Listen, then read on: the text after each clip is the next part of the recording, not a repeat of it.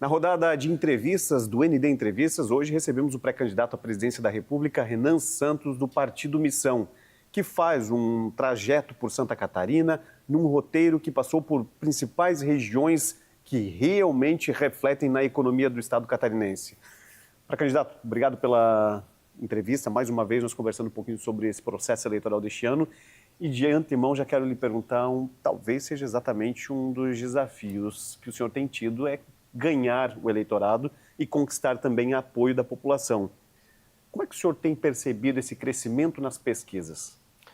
Olha, eu lembro que foi uma das primeiras entrevistas que eu fiz foi justamente com você naquele período que eu aparecia com 0, 1, 1,5. E para mim vem sendo muito trabalhoso, mas também prazeroso. É esquisito, porque assim, eu estou altamente cansado. Eu estou rodando de carro, realmente é uma pré-campanha sem recursos, é um partido que foi recém-montado. E a gente decidiu fazer... A gente tinha dois caminhos. Um era um caminho de querer ser muito polêmico e ficar arrumando brigas nacionais. Que estratégia meio Pablo Marçal. Eu não tenho essa vocação. Eu sou um organizador político e eu tenho minha tese sobre o Brasil. A outra é volume. Ir em todas as cidades que eu puder, falar com as pessoas em evento, em rádio, TV, dar entrevista em jornal. E na imprensa antiga, muita gente fala, redes sociais. Cara, a ramificação que a imprensa tradicional tem, que a rádio tem, que esse mix de rádio com internet, com TV tem, isso tem um poder grande. E aí eu resolvi fazer isso. Dá mais trabalho, cansa muito mais, mas você, conhece os lugares muito melhor. 2, você tem um impacto maior no debate da cidade. E aí a gente escolheu esse caminho e foi. Bom, e olhando esses números, o senhor está satisfeito com os resultados? O senhor acredita que dá para crescer um pouco mais ainda diante desse trabalho que o senhor já vem executando com o seu grupo? Eu acho que dá, acho que precisa, e acho que a velocidade do crescimento, pelo menos das minhas redes sociais, aumentou. Nos trackings e pesquisas de institutos que eu reputo como sérios, como é o caso da Atlas, eu venho subindo e subindo legal, acho que vamos ter uma boa pesquisa Atlas em abril, mesmo aumentando o número dos candidatos, que agora tem mais, tem mais uns 3, né? Ainda que eu acho que assim, a maior parte não vai até o fim. E eu preciso construir, que é o meu planejamento, eu buscar 10% até o começo da campanha. O senhor falou 2 pontos aqui chaves, talvez, para essa sua caminhada, que um deles é o senhor conquistar cada vez mais apreço da população por parte das plataformas, sejam elas digitais ou tradicionais, e naturalmente isso é um dos problemas por Missão nessa primeira eleição, porque não tem tempo de TV e naturalmente de rádio também não. Isso também desafia vocês em buscarem um novo caminho, já que essa sua estimativa de 10% também é a preocupação de candidatos ou pré-candidatos que vão concorrer, seja o legislativo, olhando o seu nome já também? Olha, é um dado da realidade, eu não tenho como negar que assim, a gente não vai ter tempo de TV, que a gente não tem dinheiro. Eu estou compensando com o trabalho. Quando você, sabe aquela coisa, se não está resolvido, resolvido está. Se eu não tenho mais nada a fazer sobre isso, então está resolvido e eu vou só trabalhar ao contrário. E torcer para que a gente fomente um movimento na sociedade civil. Eu estou sentindo os primeiros resultados desse movimento, respostas muito positivas, ao mesmo tempo em lugares como Maranhão, como em Santa Catarina, que são 2 estados como água e óleo. Então, ver. De fato, uma coisa que eu sei é a pré-candidatura mais engajada é a minha. Em redes sociais, com militância, a candidatura mais quente. Agora isso tem que ser transformado num processo, um fenômeno de massa. Vamos ver se a gente consegue. O senhor falou de alguns nomes que podem não chegar ao final do processo eleitoral, da campanha eleitoral, a partir de homologações também, de convenções, enfim. Surge o nome de Augusto Cury. O senhor não é um político raiz, o senhor chega, de repente, e conquista em um espaço que parece que estava latente. Mas surge Augusto Cury, que também é fora desse quadro de políticos tradicionais. O senhor acredita na viabilidade da candidatura dele, assim como o senhor acreditou no seu próprio projeto junto com o seu grupo político? Eu acho que tanto o Lula quanto o sobrenome Bolsonaro, eles estão com muita fadiga de material. Não, eu não vejo militância lulista em lugar nenhum, tampouco vejo militância bolsonarista em lugar nenhum. Existe o eleitor, existe um eleitor de internet. Agora, nas ruas, aquela coisa quente que havia no passado não existe mais. E aí o Augusto também pode se beneficiar disso. Agora, eu não sei quais são as propostas dele, não sei qual é o approach dele. Ele não tem tradição política. Então, quando eu digo tradição, não é um vídeo de uma política tradicional, eu não sou também. Mas ele não tem um trabalho político prévio, né? Então tem que ver se ele vai conseguir. Mas acho que ele se colocou o nome dele, não tem problema nenhum. Bom, na identidade ideológica, ou talvez identidade realmente social das mazelas que o senhor encontrou, seja no Nordeste, seja aqui no Sul do Brasil, O senhor acredita que o senhor se identifica de fato de direita e o senhor deve absorver uma parcela desses votos de Romeu Zema, de Flávio Bolsonaro, talvez, e talvez ainda haja um respingo de votos da esquerda para o senhor diante do que o senhor tem apresentado aí pelo Brasil? Eu acho que eu vou buscar eleitores que hoje declaram voto em Flávio, muitas pessoas que não estão declarando voto em ninguém, que são os indecisos, tem uma massa gigantesca, e inclusive eleitores do Lula. No Nordeste eu estou buscando eleitores do Lula, especialmente entre os mais jovens. Isso está acontecendo em vários estados do Nordeste. Inclusive já gerou um alerta, tem uma matéria do Metrópole sobre isso, um alerta na pré-campanha do Lula. É do jogo, né? Eu não vou me abster de buscar eleitores em um lugar. Até porque, assim, se eu estou pegando um eleitor que era do Lula no Ceará, no Maranhão, no Piauí, e ele está acreditando nas minhas propostas, é uma notícia boa. Quer dizer que eu convenci o cara de que ele estava no erro anteriormente. Então, é uma mudança, né, nesse aspecto mental do eleitor. E esse é um processo que a gente iniciou. Né, e é um processo que eu acredito muito, é um processo que vai gerar grandes dividendos no futuro. Quando a gente observa o seu comportamento nas plataformas, nas manifestações públicas suas, a gente sempre percebe que o senhor traz um choque de realidade, o que os políticos mais tradicionais não têm apresentado. Essa é uma receita pronta ou é algo que está acontecendo naturalmente quando o senhor observa realmente leituras de um país tão diverso, se a gente coloca um estado e outro, ou regiões umas com as outras? É bem, assim, é o que eu acho, o que eu sinto, quando eu vejo quando eu vejo um lugar como a favela lá do Coroadinho, em São Luís do Maranhão, eu fico com uma raiva genuína, genuína raiva que eu sinto. E não é exatamente uma fórmula, mas é assim, quando a gente olha os textos que a gente escreveu sobre o Pacto Federativo, a lei de responsabilidade gerencial que a gente quer colocar sobre a administração dos municípios e estados, a gente percebe que o vídeo que eu faço, ele tem a ver com a tese que a gente já defendia faz tempo. Então não é uma estratégia muito de marketing, por mais que os vídeos estejam funcionando. Eu acho que assim, é uma validação de tese. Eu preciso validar uma tese de Brasil. E minha pré-candidatura está servindo para validar essa tese. E o senhor está encontrando esse respaldo na população? Muito. O Maranhão é um exemplo mais claro. Eu cheguei numa cidade, Santa Isabel, lá no Maranhão. Foi à noite, né, a gente tinha perdido o horário e chegou muito tarde e precisava ir num restaurante. Aí a gente foi num restaurante que era um restaurante bar, tava tocando música alta. Aí parei para jantar. Havia umas 15 mesas ali. Das 15 mesas, 12 mesas diferentes levantaram para vir tirar foto e agradecer que estava falando dos políticos do Maranhão de uma maneira que nunca ninguém falou. E aí eu falei, ok, eu acho que nunca alguém veio aqui e tratou o maranhense como um cidadão. Não veio aqui, vou cuidar de você. Não, olha, tá errado, o seu político tá errado, você tá errado em votar nele. E o maranhense falou, pô, tô me sentindo cidadão. E eu acho que isso é importante, então foi muito bom. Então, ali eu validei muita coisa do que eu acreditava. Eu percebi que as pessoas não são... Existe muita propaganda que diz que as pessoas na política têm que ser tratadas como criança. Você pega aquelas participações em debate, por exemplo, de caras como Geraldo Alckmin. Olha, a Dona Maria, que é saúde, educação. Tem aquela coisa meio falsa, decorada. Ali no Maranhão não teve isso, não. Eu falei, vocês estão vendendo voto pro político ladrão, eu vou prender você, muda esse comportamento. Não, é verdade, tem que mudar. É uma coisa mais verdadeira, cobrando responsabilidade das pessoas. E eu acho que, ao fazer isso, as pessoas se sentem respeitadas, essencialmente. Nesse conceito, o senhor está trabalhando para, pelo menos, ir para o segundo turno e disputar espaço e mostrar a força do seu projeto. Vamos imaginar que o senhor, de fato, não chegue ao segundo turno. Chegue Luiz Inácio Lula da Silva e Flávio Bolsonaro hoje, que despontam nas pesquisas. O senhor tende a convergir um apoio a Flávio Bolsonaro caso isso ocorra, ou o senhor deve ficar neutro diante do que o senhor entende como verdade? Aliás, o senhor talvez seja um dos grandes adversários de Flávio Bolsonaro e com uma retirada de uma parcela de votos dele muito grande. E por isso eu lhe faço a pergunta também, talvez seria até em coerência com o seu próprio eleitor. Como é que o senhor vê uma possibilidade de segundo turno entre os dois hoje que estão liderando essa polarização? Eu não imagino esse segundo turno entre os dois. Eu só penso em eu ir. Imagina, assim, é muito cansativo o que eu tô fazendo. Eu tô dormindo pouco, eu tô realmente um bagaço. E onde eu vou, o pessoal tá... Pô, um evento gigante em Criciúma. A gente teve um evento ontem que me assustou. Aí tava num almoço agora enorme em Tubarão, um monte de gente. Eu não posso olhar para essas pessoas, no cenário e tal. Não tem cenário, o cenário é a gente ganhar. Os seus apoiadores são por osmose mesmo, por sentimento, por observar que realmente está faltando esse tipo de linguagem na política? Isso, e por tese.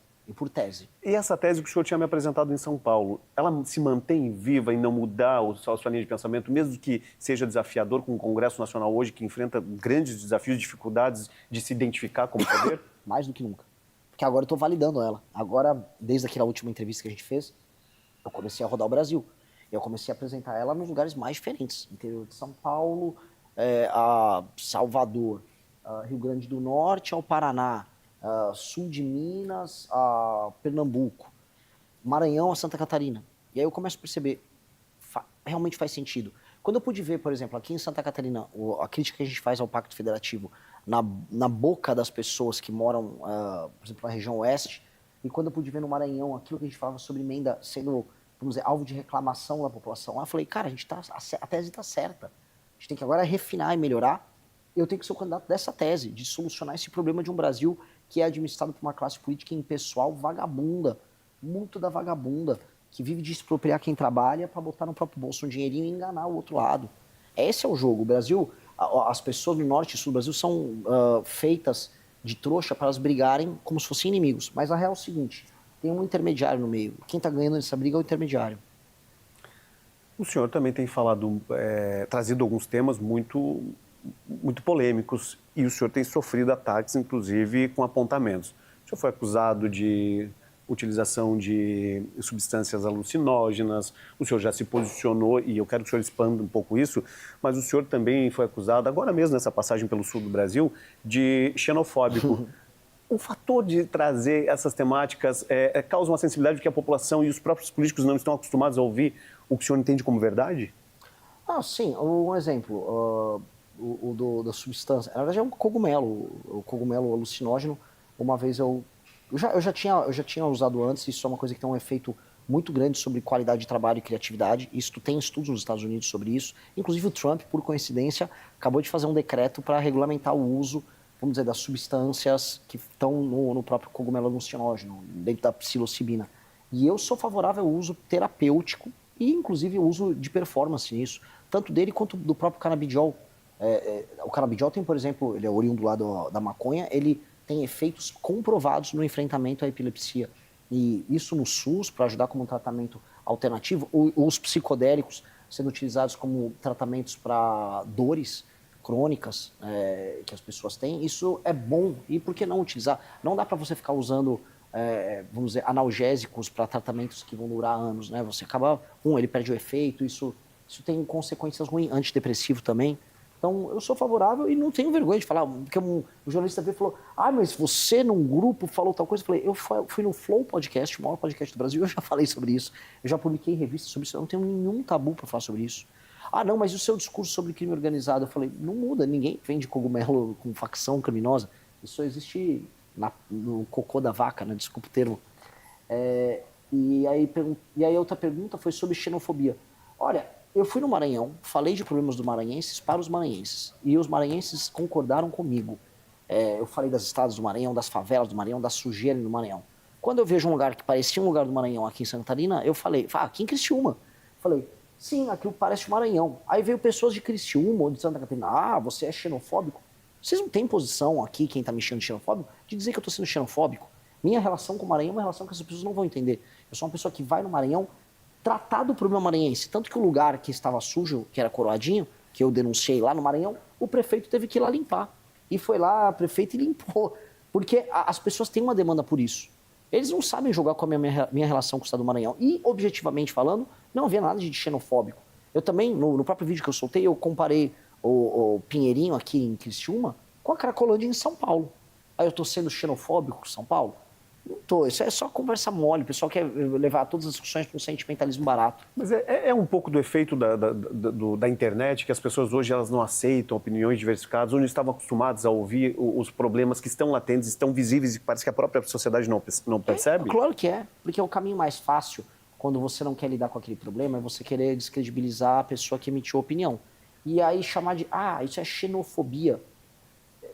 Assim, é meio bobo, né? Porque você tem um problema tão grande. O problema ligado ao consumo de crack e à favelização em um lugar que tem uma qualidade de vida tão boa como o Criciúma é um problema que deveria ser lidado de maneira muito madura e muito efetiva. A venda de crack e o consumo de crack no Pinheirinho e a tomada daquela faixa ao redor da ferrovia lá da Teresa Cristina, aquilo deveria ser o tema central de todos os políticos e da própria imprensa. Por que o jornalista que estava me xingando disso não foi fazer uma matéria ali? Ele não tinha coragem? Eu fui com um grupo de pessoas a pé ali no meio dos usuários de crack, entrevistei usuários de crack, conversei com as pessoas, conversei com os moradores. O que está rolando é uma invasão. O crime organizado está tomando uma área para si. Ninguém vai falar nada. Hoje eu soube que o prefeito, agora de Criciúma, quer tratar do assunto. Que bom, graças a Deus. Não vou nem criticar ele, não conheço, nem sei se é um bom prefeito ou um mau prefeito. Torço para que faça algo. A gente deveria focar em resolver o problema. E sabe qual é a pior parte nessa história toda? Quando eu fui para o Maranhão, eu falei de problemas maranhenses para maranhenses na imprensa do Maranhão. Ninguém me chamou de xenofóbico. Aí vai um cara de Santa Catarina e me chama. Sabe?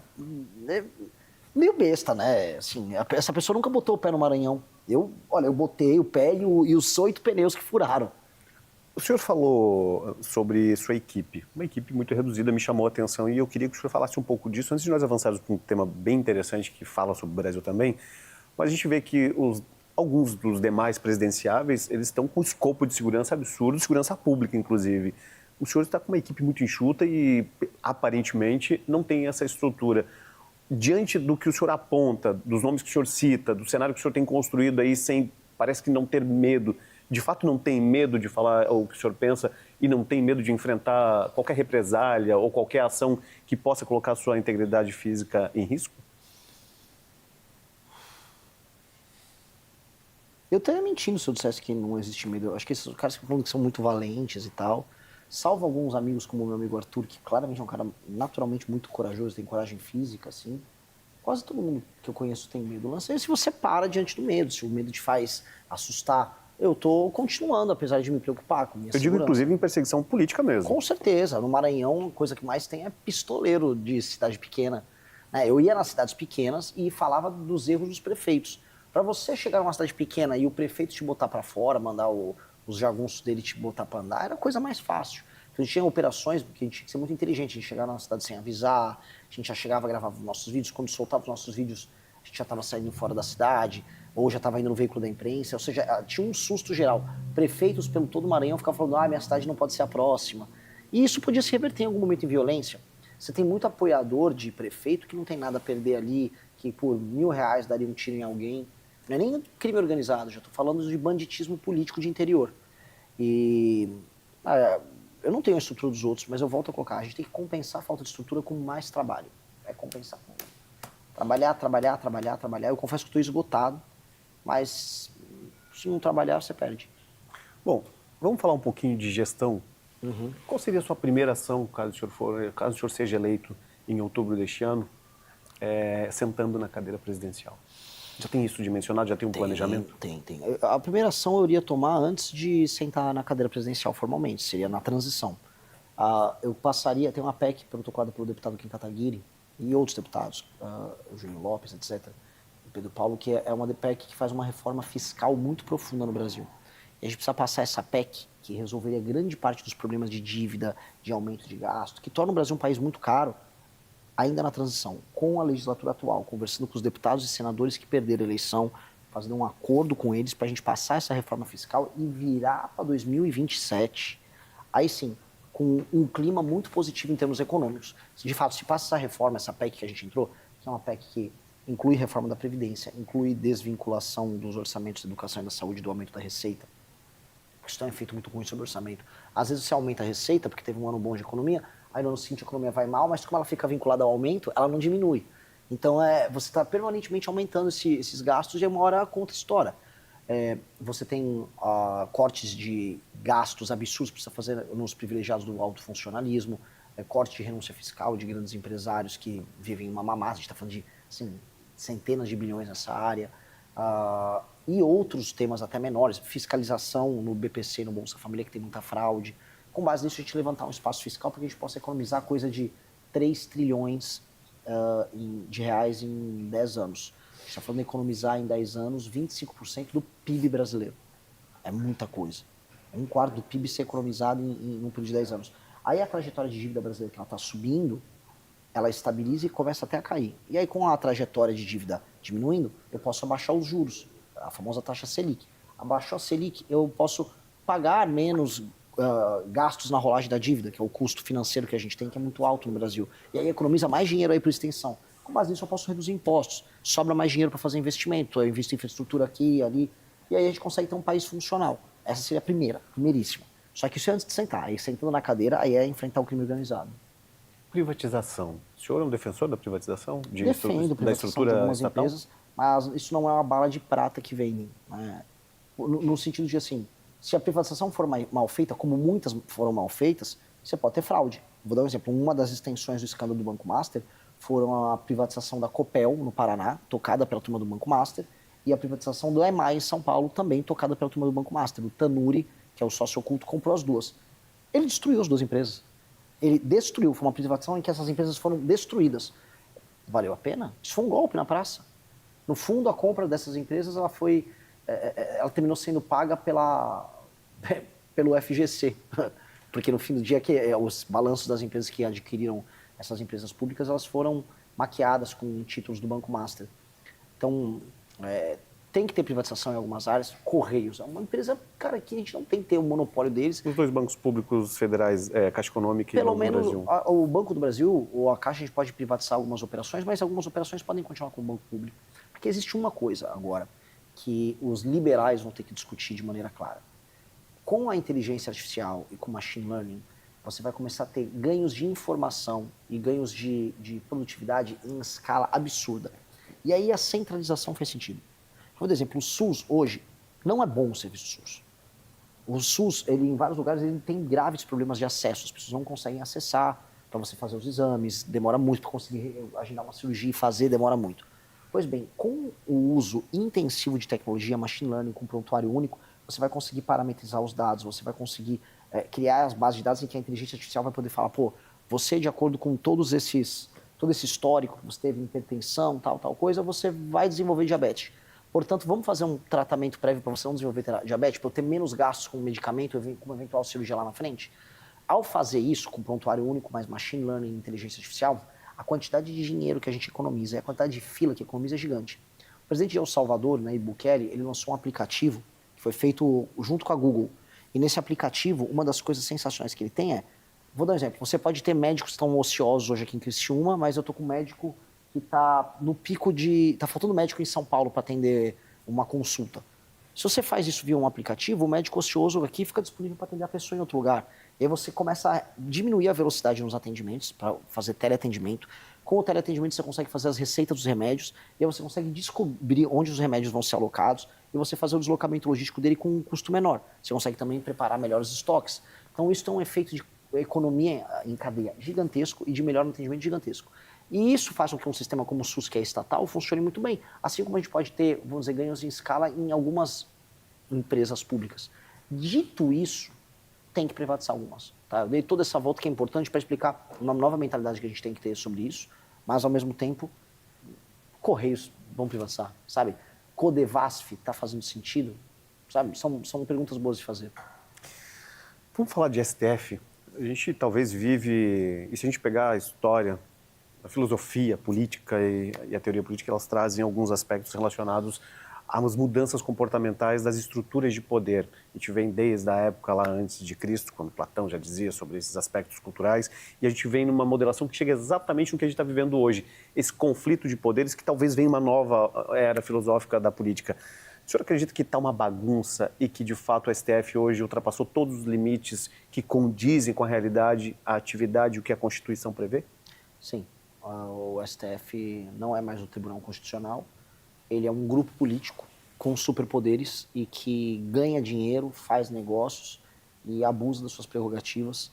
E é um poder arrogante, um poder que não admite contestação. O que o Gilmar Mendes fez com o senador Alessandro Vieira é vergonhoso. Foi de uma indelicadeza, de uma agressividade gigantesca. A participação nesses escândalos de corrupção envolvendo ministros do STF é assustadora. E o correto, era eles pedirem afastamento, né? Mas eles não vão pedir, eles querem brigar. Essa é a parte mais maluca, eles querem brigar, eles querem contestar. Teve agora um videozinho que o Zema fez lá, um vídeo de IA, inofensivo. Aí o Gilmar Mendes, não, bota esse vídeo aí no inquérito das fake news. O Gilmar tá maluco, isso é maluco, isso é coisa de alguém que tá viciado em poder, que perdeu qualquer contato com a realidade. E como contei isso? O senhor, como pré-candidato à presidência, tem alguma resposta para isso? Porque se o Congresso seria responsável por realmente comandar essas discussões, levar em consideração impeachment. A gente não consegue. O senhor defende o impeachment? O senhor acha que isso vai acontecer no Brasil? Eu defendo o impeachment, mas com a direita sendo bolsonarista hoje, eu sou muito cético. Porque o maior abafador de crise com o judiciário é o Flávio Bolsonaro. E isso acontece porque o Flávio Bolsonaro foi salvo pelo Dias Toffoli e pelo Gilmar Mendes. Isso é nítido, isso aconteceu no ano de 2019, 20, 21, quando o Toffoli ele tirou as provas coletadas do COAF via uma ação do Flávio, o que beneficiou o Flávio e todos os outros envolvidos no Lava Jato que tinham provas obtidas pelo COAF. E depois, quando o Gilmar Mendes fez uma interpretação maluca sobre a legislação do foro privilegiado, dizendo que os crimes, ou eventuais crimes cometidos pelo Flávio, quando era deputado estadual, devem ser investigados pelo STF, dando a ele foro privilegiado, porque havia uma continuidade nos mandatos dele, que é uma invenção do Gilmar, apenas, vamos ser práticos, para beneficiar o Flávio. E o Flávio foi muito generoso, acabou com a Operação Lava Toga, foi generoso com todas as nomeações de ministros do STF do Lula agora. Então, eu sou muito cético em qualquer coisa muito agressiva vindo dessa turma. Mas nós vamos precisar fazer isso. Eu acho que não dá para falar em continuar com um ministro como Dias Toffoli ou como o Alexandre de Moraes da forma como está.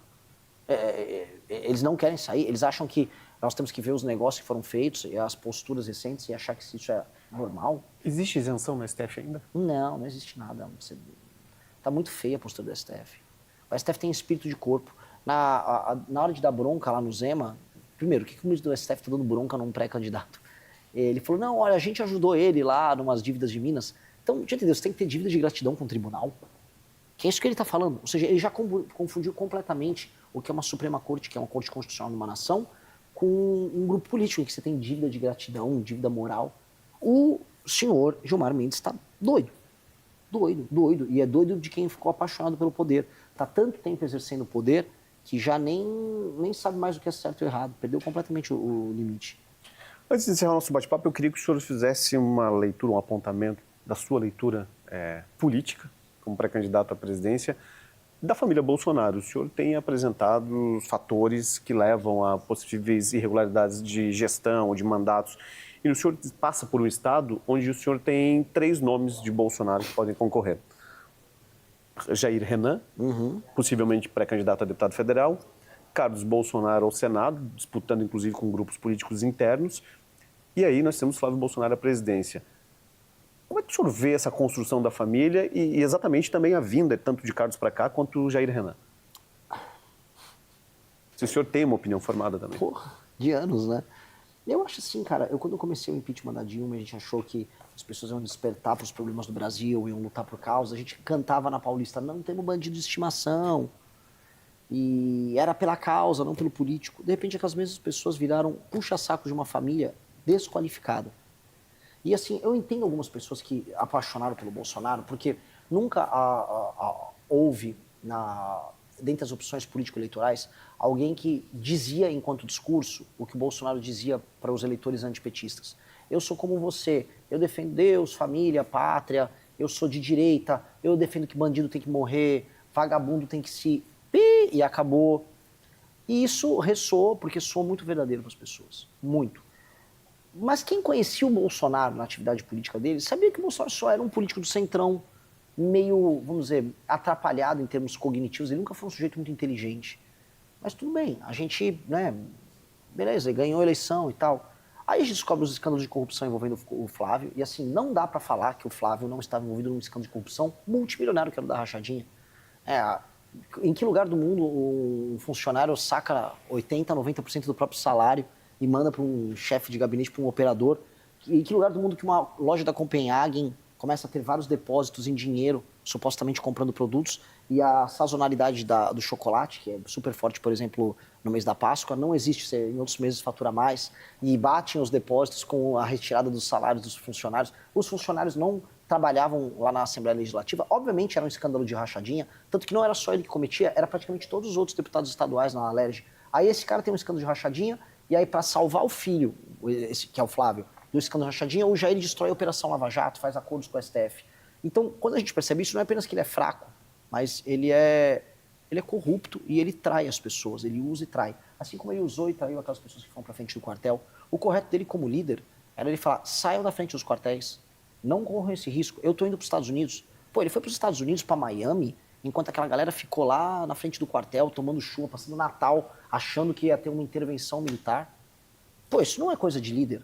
E é isso, é um cara fraco. Então eu não consigo admitir a liderança dos Bolsonaro. E sobre essa construção em Santa E Catarina? aí Santa Catarina. Pois bem, Santa Catarina é uma eterna bucha de canhão para os Bolsonaro. Assim como muita gente foi para frente de quartel aqui em Santa Catarina e foi largado, o estado de Santa Catarina é só usado como um estoque de votos por eles. Porque se o Carlos Bolsonaro tivesse preocupado em fazer mais uma cadeira no Senado para salvar o pai, concorria na Bahia, concorresse, vamos botar aí, no Distrito Federal, concorresse Rio Grande do Sul, né, junto com o Marcel, concorresse Pernambuco, ganharia, concorresse Rio Grande do Norte, grandes chances de ganhar, mas não, ele quer em Santa Catarina, porque é fácil. Mesmo tendo duas moças, uma moça e o Esperidião Amin, que são leais a eles e que iriam ganhar a eleição. Ele está indo roubar a vaga de outra pessoa simplesmente porque é fácil para ele. Assim como era fácil botar o Jean Renan, que nunca soube nada sobre Balneário Camboriú, ganha a eleição. E aí a galera de Balneário Camboriú ainda vai lá e vota no cara. Aí botaram um cara com graves problemas mentais, sendo vereador em Balneário Camboriú, que é isso. E vão botar ele com graves problemas mentais para ser deputado federal. Aliás, graves problemas mentais que o Carlos também tem, né? São duas pessoas muito atrapalhadas do ponto de vista cognitivo. E aí o que acontece? Pô, não tá claro? Assim como o Bolsonaro usa e abusa dos seus seguidores, dos seus aliados, ele está usando e abusando do estado de Santa Catarina. Santa Catarina entregou tudo para ele, entregou voto, apoio, caravana, doação, apoio quando ele perdeu a eleição. E o que Santa Catarina teve de volta? Teve as estradas durante o governo dele? Houve essa chuva de obras aqui? Houve nada. A maior parte das estradas continua no mesmo estado de perdição. As obras do PAC da Dilma, lá que ligavam o Oeste, os entroncamentos, tudo assim, até hoje, eu até filmei ali. As obras estão rodando até hoje. Não teve nada disso. As obras lá ligando Blumenau, a região de Blumenau até o porto de Itajaí, voaram? Não voaram, não teve nada. A Santa Catarina é apenas usada como estoque eleitoral. E aí eu acho isso uma relação abusiva. Eu não consigo acreditar num tipo de relação política em que o líder faz isso com os liderados. Como última pergunta, eu queria que o senhor falasse um pouco sobre a sua defesa de tornar o Brasil uma grande potência econômica mundial. Nós já chegamos a sexto lugar em governo petista, e tem que se reconhecer esse período que o Brasil estava em desenvolvimento. Caímos e agora estamos aí na faixa de nono, décimo, disputando com a Rússia. Como trazer de volta o Brasil para esse eixo central da economia mundial como potência econômica e entregando também aos brasileiros o que tanto se paga de impostos, que nós até mês que vem estamos pagando impostos para somente receber depois de junho? Primeira coisa, nós precisamos fazer aquela reforma fiscal que eu falei, porque a gente tem que ajustar as contas públicas. Dito isso, a gente tem que ter uma reforma de competitividade. Tem que parar de discutir essa PEC populista, da PEC da fim da escala 6x1, que no fundo é só um instrumento para deputado do PT e do PSOL ganhar voto e engambelando o trabalhador, enrolando as pessoas. 2, nós temos que ter leis trabalhistas mais simples e facilitar a contratação e demissão de pessoas. 3, nós precisamos ter leis que desburocratizem a abertura e fechamento de empresas, isso que facilitem o pagamento dos impostos. Isso tem que ser muito fácil. Porque a partir do momento que esses entraves burocráticos que geram insegurança jurídica desaparecem, as pessoas vão ter um espírito mais agressivo para investir em negócios. Negócios geram emprego. Como eu falei com a reforma fiscal, os juros baixam. Os juros baixando, as pessoas vão ter mais vontade de, em vez de deixar o dinheiro lá na taxa Selic, né, comprando títulos do Tesouro, vamos investir em atividade produtiva. Aumenta o espírito animal do investidor em, não, vou abrir uma fábrica, vou abrir uma distribuidora de algum produto, vou criar uma startup. Isso é fundamental. Leis específicas para abrir empresas de tecnologia. E aí usar certas coisas que já passaram, como o licenciamento ambiental, que foi uma grande vitória, que começa, vou dar mérito, lá no governo Bolsonaro, e que agora está implementado, para a gente ter grandes investimentos em infraestrutura e energia. Energia envolvendo também energia nuclear, e eu venho falando muito, a gente tem que usar o urânio que o Brasil tem, e aí usar agora uma grande chance, que nos foi dada, que são as terras raras. Com as terras raras, o mundo inteiro está de olho no Brasil para ter acesso a, vamos dizer, a esses compostos, vamos colocar aí, ou elementos da tabela periódica, vamos botar mais preciso, que ajudam a fazer semicondutores, motores especiais, equipamentos de guerra. Ao invés da gente só exportar isso, como agora está rolando em Goiás, com uma mineradora aí de terras raras que foi vendida para os Estados Unidos, que tal a gente trazer a cadeia toda para o Brasil? Vamos fazer um acordo de cooperação nos Estados Unidos, que é terra rara? Fazer um acordo de cooperação, eu quero produzir os motores aqui, eu quero produzir o drone aqui, eu quero produzir os supercomputadores, os semicondutores aqui, com transferência de tecnologia, criação de parques produtivos, conosco facilitando do ponto de vista não apenas tributário, mas do ponto de vista estrutural a chegada dessas empresas, com essa agenda de competitividade que eu falei. E aí estamos falando em uma boa parceria em que o Brasil vira um lugar que cria tecnologia também e compartilha de tecnologia de ponta. Só vender a terra rara não vale, mas tomar essas medidas, todas que eu citei aqui, vai gerar inevitavelmente crescimento econômico. E um crescimento econômico numa nação que tem o território que o Brasil tem, as riquezas que o Brasil tem, a população que o Brasil tem que nos obrigar a subir para, no mínimo, sexto, quinto. A gente tem que passar países como França, Inglaterra e Itália. O PIB é uma vergonha. Com mais do que o dobro da população nesses lugares, a gente não conseguiu ultrapassar o PIB deles. Precisamos passar o PIB deles. E aí a gente vai ter que brigar no jogo lá em cima, que tem Estados Unidos e China estão muito à frente, mas Japão, Alemanha, Índia, são esses os caras que a gente tem que brigar. A gente não tem que ficar na Série B brigando com a Rússia, Canadá, México, Espanha. Isso é uma vergonha pra gente. A gente tem que brigar ali, ó. A gente tem que disputar para passar da Inglaterra, Itália e depois ver o Japão e a Alemanha, porque nós temos território, riquezas naturais gigantescas. Nós não podemos aceitar a posição que a gente está. Obrigado pela entrevista, pré-candidato. Esse foi Renan Santos, pré-candidato à presidência da República pelo Partido Missão e que faz um roteiro por Santa Catarina, assim como já fez também pelo Nordeste. Boa sorte e sucesso para o senhor na empreitada. Muito obrigado. Estamos torcendo aí. Valeu. Boa sorte.